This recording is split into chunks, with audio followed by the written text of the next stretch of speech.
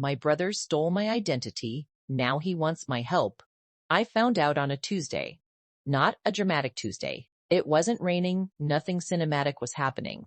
I was sitting at my kitchen table eating leftover pasta, scrolling through my email, when I saw a notification from my credit monitoring app. An alert. A new account opened in my name. I thought it was a mistake at first. Some glitch.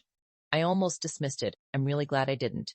The account was a personal loan, $12,000, opened 6 weeks prior at an online lender I'd never heard of. The address listed was somewhere in Phoenix. I've never lived in Phoenix. I've never even been to Phoenix. But the social security number matched mine perfectly. The date of birth was mine. The full legal name, first, middle, last, was mine. And then I saw the secondary contact listed on the account. It was my mother's phone number. I sat there for probably 4 or 5 minutes just staring at my phone. The pasta went cold. My brain was doing that thing where it refuses to process what it's seeing, because processing it would mean it's real. I kept scrolling up and down the alert like maybe the information would change if I looked at it from a different angle. It didn't change. I called the lender. After 20 minutes on hold and a verification process that made me want to throw my phone out the window, a representative confirmed the loan existed, confirmed the personal details, and told me in a very practiced, emotionless customer service voice that the funds had been dispersed in full to a bank account. A different bank account. One I had never opened. Do you want to file a dispute? She asked. I said yes. Then I hung up and called my brother. I need you to understand something about Marcus before I tell you the rest of this. He's 4 years older than me. He was, for a long time, my favorite person in the world. Growing up, he was the kind of older brother every kid wanted. The one who snuck you snacks after bedtime, who let you hang out with his friends even when his friends thought it was annoying, who showed up to your middle school talent show when nobody else in the family did because he actually cared. When I was 14 and our parents were going through the worst stretch of their marriage and the house felt like a war zone, Marcus was the one who made it survivable.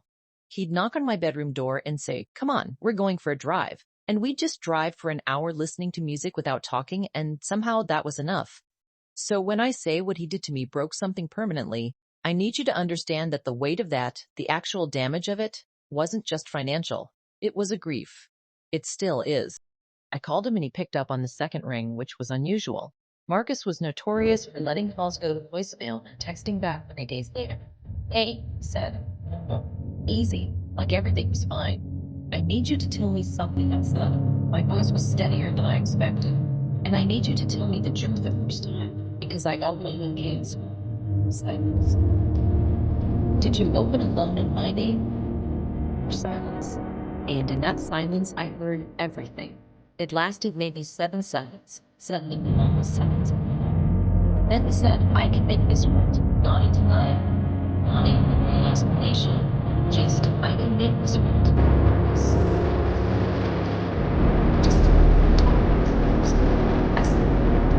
I needed him to tell me what he did.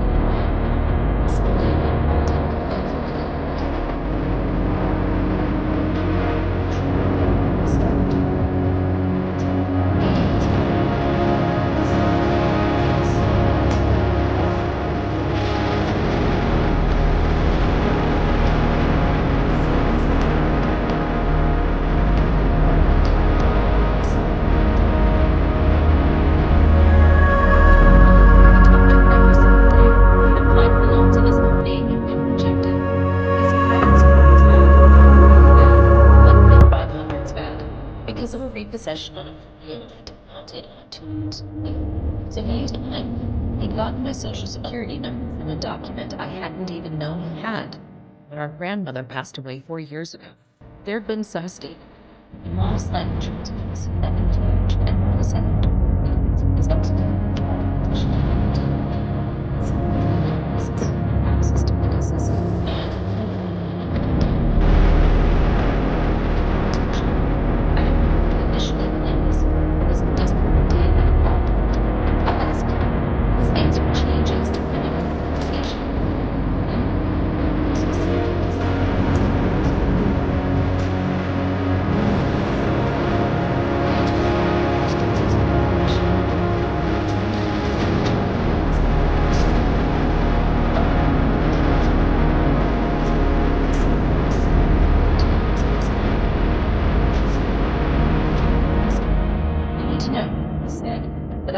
paid back before you ever found out.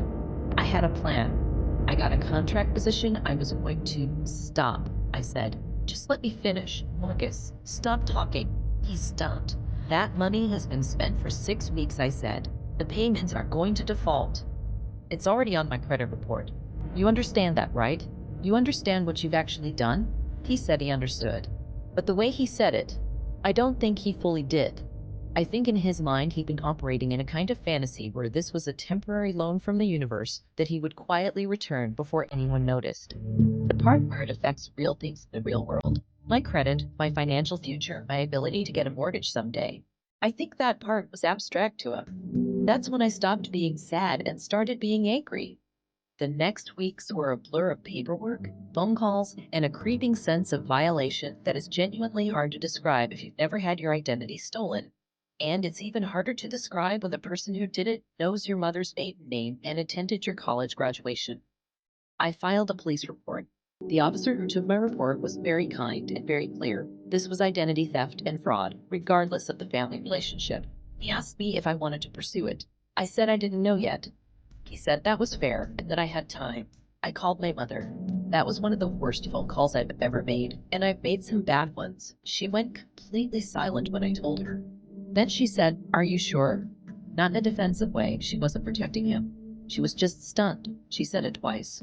Then she started crying quietly, and I heard her try to hide it. And something about that sound, the sound of her trying not to cry, was worse than anything else. She didn't defend him. I want to be clear about that. She didn't make excuses or tell me to be patient with him, remind me that he'd had a hard year. She just said she was so sorry. She said it like she had done it herself. Marcus called me 6 times over the next 3 days. I didn't pick up. He texted me paragraphs. Long, earnest, tortured paragraphs full of apologies and explanations and plans for repayment. I read every single one and responded to none of them. Not out of cruelty. I genuinely didn't know what to say. Every time I started typing something back, I'd get 3 words in and then just feel this massive wave of exhaustion and put my phone down. My best friend Danae was the only person I talked to during those days. She's known Marcus since she was 11. She used to have a crush on him. When I told her, she went very still and then said very quietly, "Okay, what do you need from me? Not what a monster.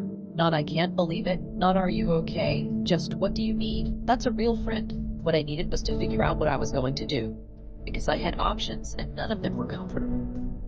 The fraud dispute was moving forward on its own.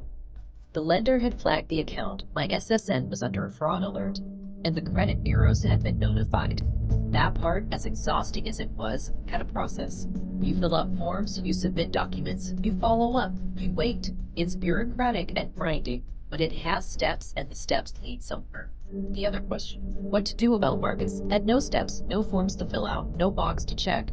A colleague of mine who'd been through something similar, not with a sibling but with an ex-partner, told me, the legal piece and the relationship piece are totally separate problems, and you have to figure out which one you're solving first.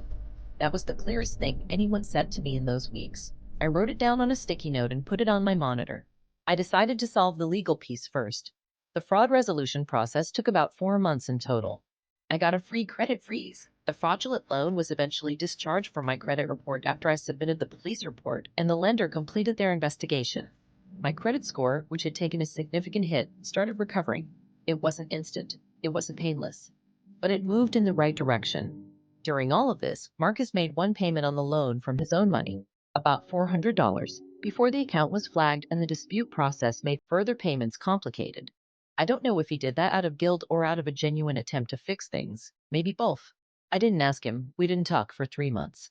The longest we'd ever gone without talking in our entire lives was maybe 2 weeks, after a stupid argument about something I can't even remember anymore. 3 months felt like a country I didn't recognize.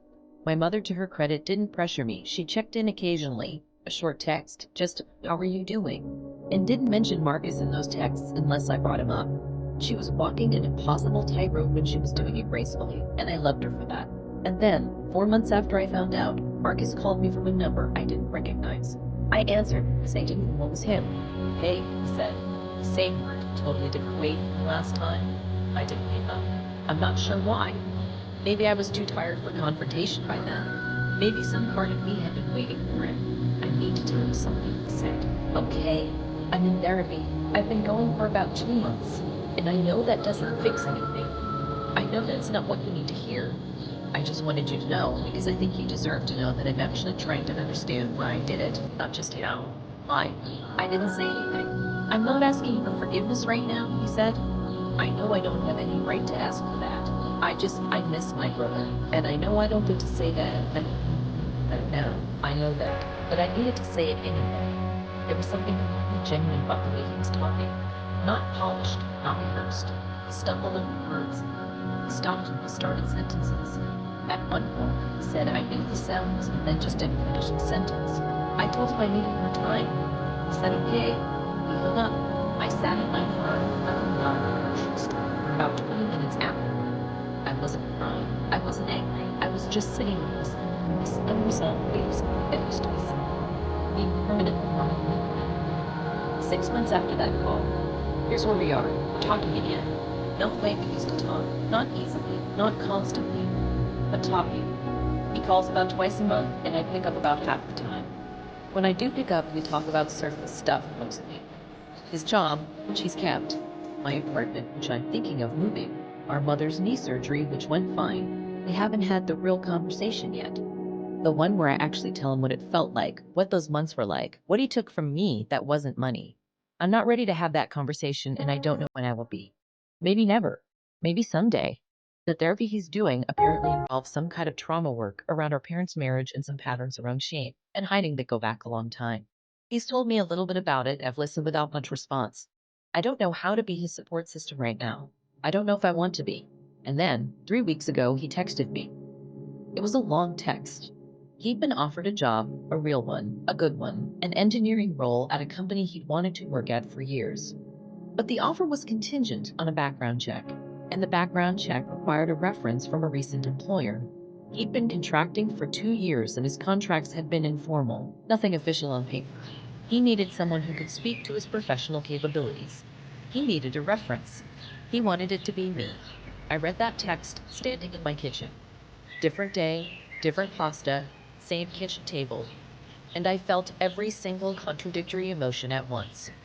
Anger that he'd asked, pity that he'd asked, a weird, complicated tenderness because I knew how much courage it took to ask, resentment, fatigue, and underneath all of it, this terrible, stubborn love that I cannot seem to get rid of, no matter what he does. He ended the text with, I know this is a lot. You can say no. I'll understand. I just didn't know who else to ask. I haven't responded yet. Here's what I know about my brother. He is a genuinely good engineer. He's smart and creative, and when he's not in a shame spiral, he's one of the most capable people I've ever seen work. I've watched him solve problems that stumped other people. The job they're offering him is exactly the kind of job he's been trying to get back to since he lost everything in Phoenix. Here's what else I know. He stole from me. Not in the abstract, not metaphorically. He took my name, my identity, my credit history, and he used them without asking, without telling me, while sitting at our mother's table for Sunday dinners and looking me in the face. For months.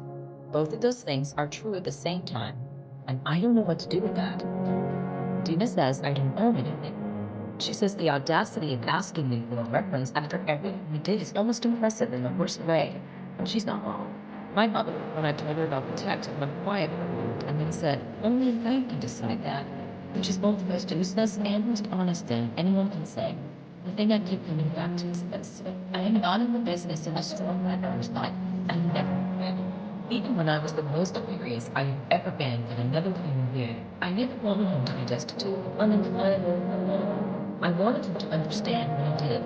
I wanted him to feel the actual weight of it. I wanted anything he wants to. I wanted him to suffer just enough that it was real to me. That's all it was. But let's be honest, man. I don't think I can win his preference. Not because I want to hurt him, but because I don't think I can stand behind him professionally when we haven't resolved what happened personally. It feels dishonest in a way I can't quite articulate, like performing a version of our relationship that doesn't currently exist. But I also think I might be able to tell him that. Not in a cold way, not as punishment. Just as the truth. I'm not ready to be the person who vouches for you yet. And maybe someday I will be, but not yet. I've been thinking a lot about what it means to rebuild something that's been broken this completely. Not just our relationship, that too, but something in myself. some assumption I had about safety and trust that I didn't even know I had until it was gone. I used to think that the people who'd known you longest were the people who could hurt you the least. There was something comforting in that, in the idea that duration meant protection. That shared history was a kind of guarantee. It isn't. Shared history just means they know where to aim. That sounds bitter, and maybe it is, a little. But it's also just true. The people who can access your social security number, your mother's maiden name, your childhood pet, those aren't enemies. Those are people who were in your house at Christmas when you were 8 years old. The betrayal cuts that deep because the intimacy was that real. I'm not giving up on Marcus. I want to be clear about that because I've had people tell me when I share pieces of this story that I should cut him off entirely, that there's no coming back from something like this. I've considered it. There were months when I thought that would be the healthier choice. But I think the truth is more complicated than that. I think you can hold space for someone's future without giving them access to your present. I think you can love someone and not trust them.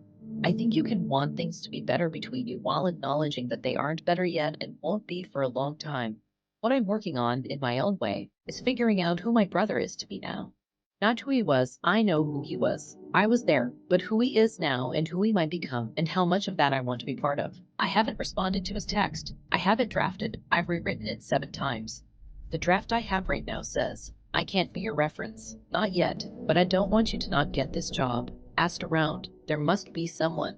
And if you get it, and you stay and you actually build something stable, maybe someday we can talk about what it would take to start over. I'm not closing the door. I just need you to understand that you're the one who has to open it. Maybe I'll send it. Maybe I'll rewrite it 8 times. I don't know yet. But I know I'm still at the table. Still showing up for myself. Still sorting through what's mine and what I'm willing to give. And for right now, for this exact moment in my life, that feels like enough.